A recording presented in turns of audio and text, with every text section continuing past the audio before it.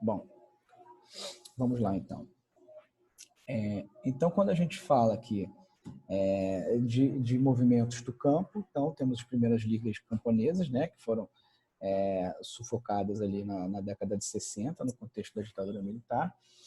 E nós temos também as chamadas comunidades eclesiásticas de base, aí muitas delas ligadas à Igreja Católica. E a gente vê que é um movimento assim que tem caráter político, né? Em geral, eles são da teologia da libertação, né? Que é uma interpretação de vertente marxista da leitura da Bíblia, né? Da opção pelos pobres e tudo mais. Só que eles são, de certa forma, muito mais pacíficos, né? Vistos como mais pacíficos.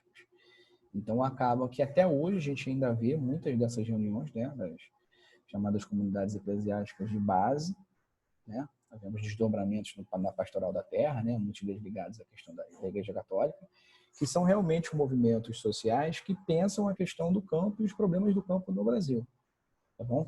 E que se sentam para discutir questões do campo no Brasil, que são lá estão entre os principais problemas a serem resolvidos, tá bom? E a gente vê na década de 80, 90 surgir e se fortalecer, né, o mais atuante dos movimentos a favor da reforma agrária, que é o MST, tá bom? E aí, pessoal, por favor, não confundam, não é todo o movimento a questão da reforma agrária que é do MST, tá bom? Existem vários outros pequenos movimentos, né? Existe o próprio movimento do MST, né?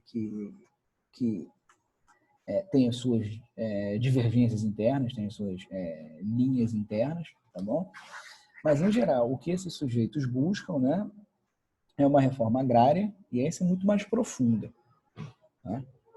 E não só a reforma agrária com acesso à terra, mas também as melhorias das condições no campo, né, para que esse problema, para que essa produção, eles visam bastante a questão da produção familiar, tenha oportunidade de ser escoada, né?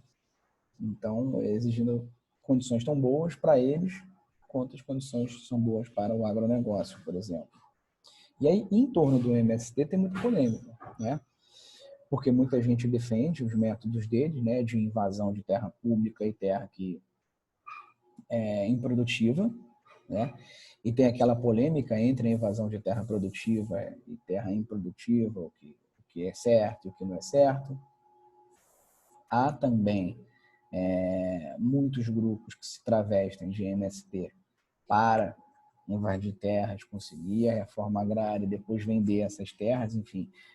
Existe toda uma série de problemas em torno do MST que torna ele um movimento bastante complexo, bastante polêmico, né? Tem muita gente que defende, outros tantos não defendem, né? A gente já sabe que isso não é o nosso papel aqui, mas é importante a gente olhar o movimento em toda a sua complexidade, tá bom? Bom, deixa eu passar aqui agora. Bom, a vertente mais urbana, digamos assim, do MST é o MTST, que é o Movimento dos Trabalhadores Sem Teto. Então, há na nossa Constituição, né, uma cláusula que afirma que a propriedade ela deve ser produtiva, ou melhor, ter função social.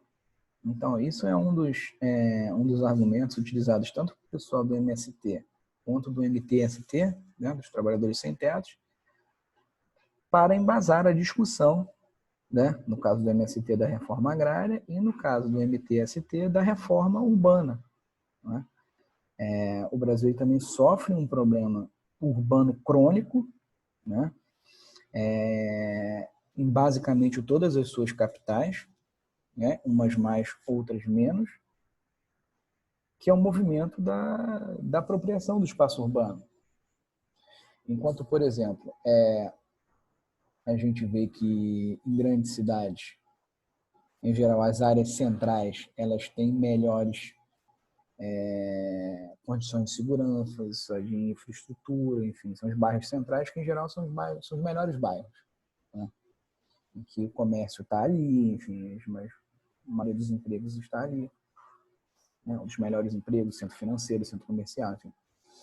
Isso é muito comum da gente ver em praticamente todas as grandes cidades brasileiras.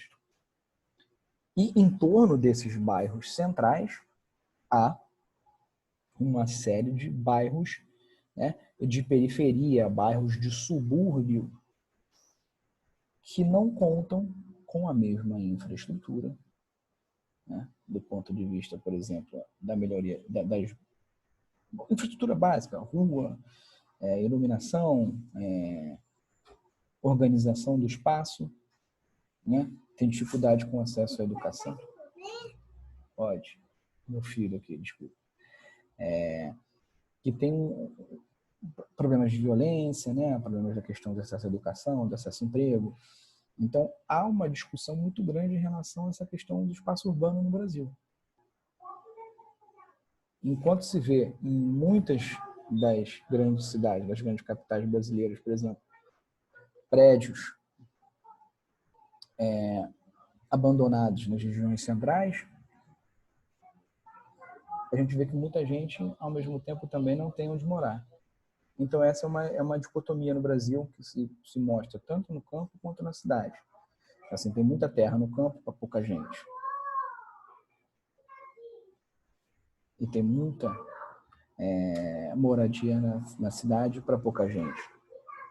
Então, por exemplo, a maioria dos trabalhadores das grandes cidades, né, moram em periferia, né, por uma questão quantitativa mesmo, isso é a maioria numérica.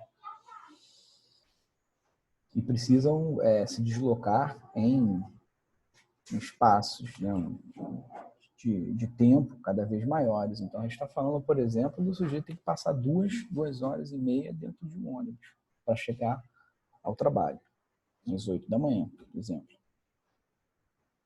Ele sai do trabalho 6, 6 e pouco, vai chegar em casa 8 e pouco, bordoada 8 e 9 horas. Então, nesses espaços também não tem acesso ao lazer, não tem acesso à cultura, né, a questão da violência.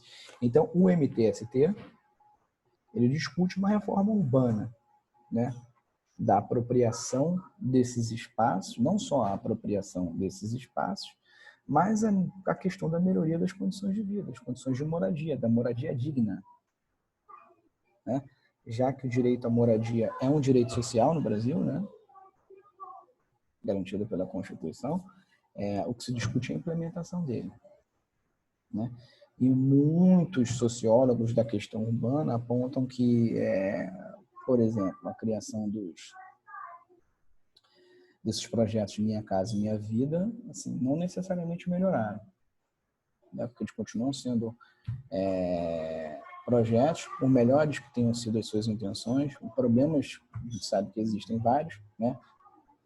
Mas a questão do espaço urbano mesmo, muitos desses locais são ainda postos nas grandes periferias. Então, na verdade, você não está resolvendo um problema, você está só empurrando ele cada vez mais para longe das regiões centrais, né? E com todas as consequências negativas que a gente vê nisso. Então, essas são discussões que se colocam cada vez mais importantes para se discutir movimentos de acesso à moradia, tá bom? O MTST é o mais famoso, digamos assim, no Brasil, né? Mas existem outros também, tá? A gente vê um movimento estudantil, né? No Brasil sempre foi forte, né? Hoje em dia talvez um pouco menos do que já tenha sido, mas a gente vê que desde a década de 50 é um movimento que se articula principalmente em torno da UNE, né, que é a União Nacional dos Estudantes, mas não só, né? E que a gente vê que é um movimento que está muito ligado às questões de avanço, né, ou necessidade de avanço por questões urbanas, principalmente. Então a gente vê que, por exemplo, na década de 50, o movimento estudantil, aí já no contexto do governo Vargas, por exemplo, é um movimento que puxa a bandeira do petróleo é nosso, né, naquele contexto de 53, da criação da Petrobras, né, da instituição do monopólio da extração no Brasil, do petróleo, né, monopólio da extração do petróleo. Então a gente vê que esses movimentos eles vão mudando as suas exigências ao longo das décadas. Então, na década de 60, por exemplo, a gente vê o movimento estudantil muito envolvido com questões políticas da própria época, né? Afinal de contas, estamos numa ditadura militar, né? Então, a década de 60 e a década de 70, a gente vê uma politização muito grande do movimento estudantil, né?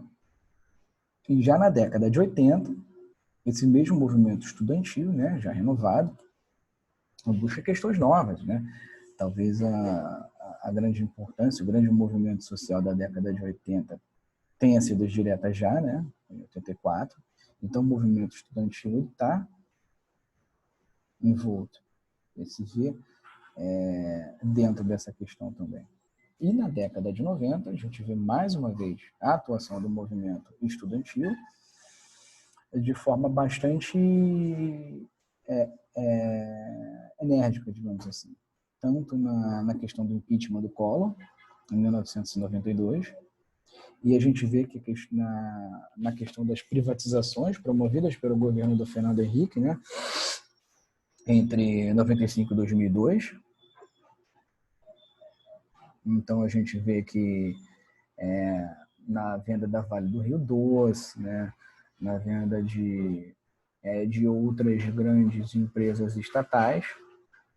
Então, o movimento estudantil Tá bom, filho. De novo.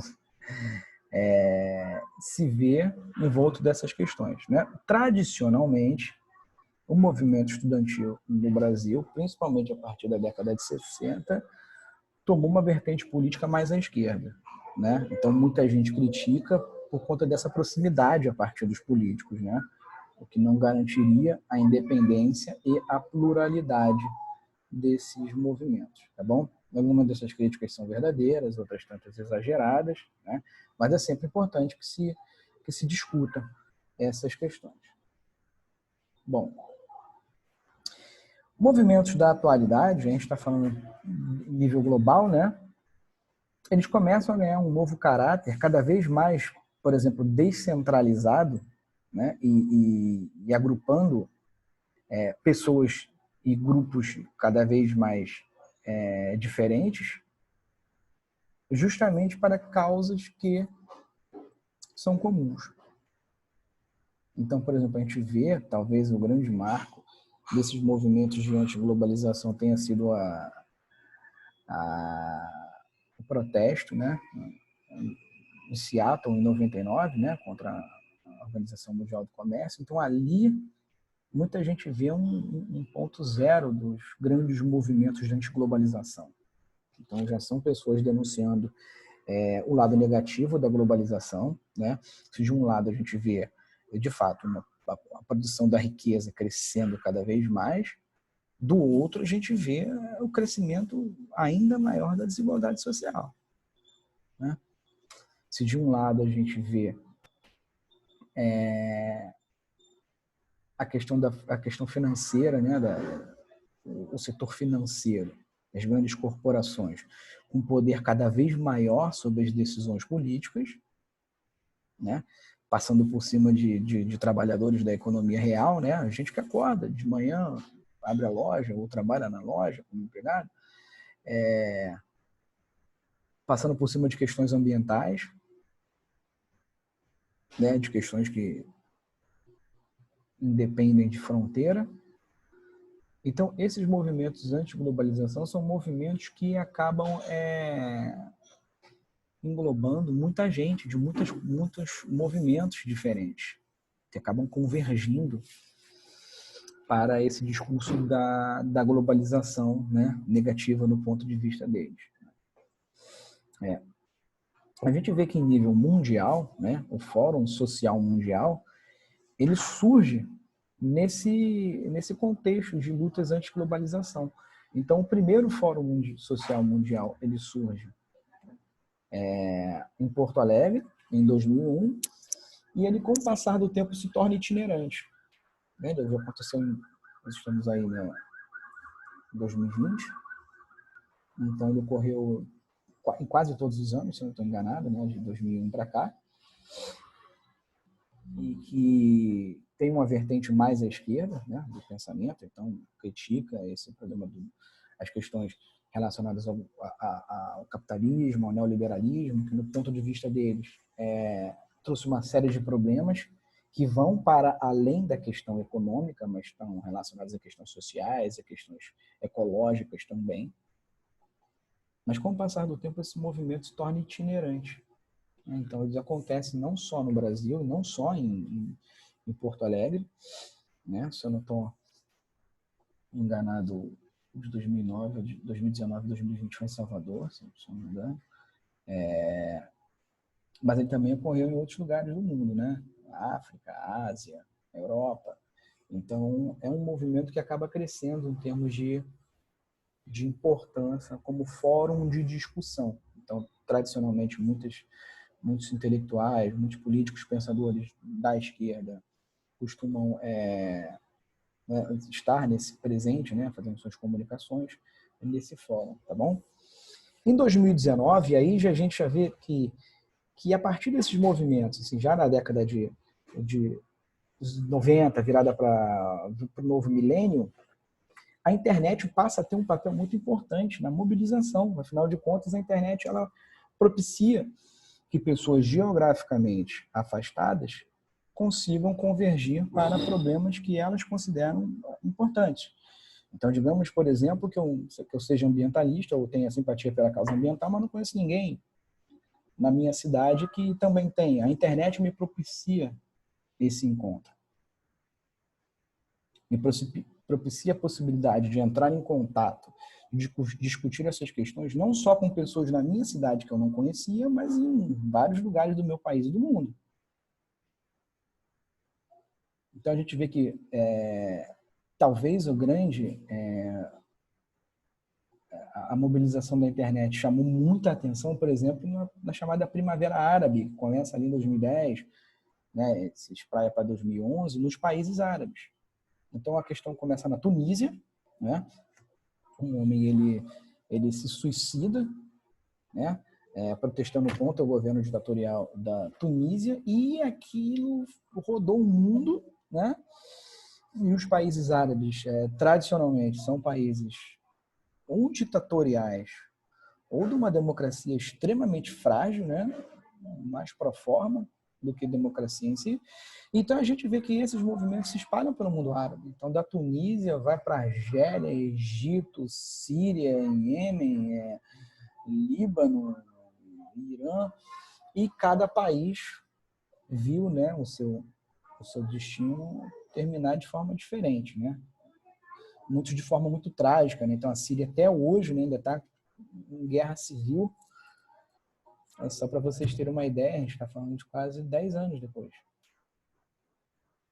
Mas a grande novidade da Primavera Árabe foi a mobilização via internet, que vai ser utilizada como estratégia por muitos movimentos, só a gente olhar os protestos de hoje no Brasil. Tá bom? Em 2011, o movimento Occupy Wall Street, que é um movimento contra a desigualdade social nos Estados Unidos, né? Em 2008, houve a quebra da Bolsa de Valores, né, de Nova York, né, a crise de 2008. E isso afetou diretamente a juventude americana, né, em outros lugares do mundo também. Impactou demais a juventude americana. E eles promoveram acampamentos, né, na região da Wall Street, que tem a Bolsa de Nova York, né, a maior bolsa de valores do mundo. Então, a gente vê que há uma crítica ao sistema financeiro, há uma crítica à questão econômica da desigualdade, né? Bateu a porta dessa geração.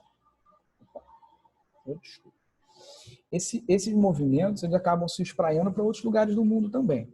Você vê que em 2011 também teve o movimento dos indignados na Espanha, por questões muito parecidas, ou seja, de uma juventude desempregada, sem acesso a perspectivas, né? E aí denuncia também questões contra a corrupção do governo. Enfim. São insatisfações que acabam se mostrando, né, dentro de uma sociedade que estavam ali, tá? São satisfações latentes que acabam explodindo, né? No Brasil não foi diferente. Em 2003, com as chamadas Jornadas de Junho, a gente vê que o Brasil, em 2020, ainda está sendo sacudido por isso, né? A gente foi, ao longo desses 7 anos, muitas vezes para a rua, seja para protestar, seja para apoiar o governo, sejam bandeiras de esquerda, sejam bandeiras de direita, né? Crítica à corrupção, crítica à violência, enfim. Essas são questões que ainda hoje permeiam a realidade do Brasil, né? Ainda hoje, 2020. E para a gente finalizar aqui, nós temos também as chamadas ONGs, as ONGs, em que muita gente defende, né, a existência delas, muita gente critica. Muitas dessas ONGs, elas estão relacionadas à questão das mais variadas, então, desde a ONG do empreendedorismo social nas favelas até a ONG ambientalista na Amazônia, né, relacionadas à educação, relacionadas à profissionalização, né. Muito se discute, né, delas atuarem em parceria com o poder público ou atuarem com financiamento privado. Então, essa é a grande discussão em torno das chamadas ONGs, tá bom? Bom, com isso terminamos por aqui. Alguma dúvida? Deixa eu parar a gravação.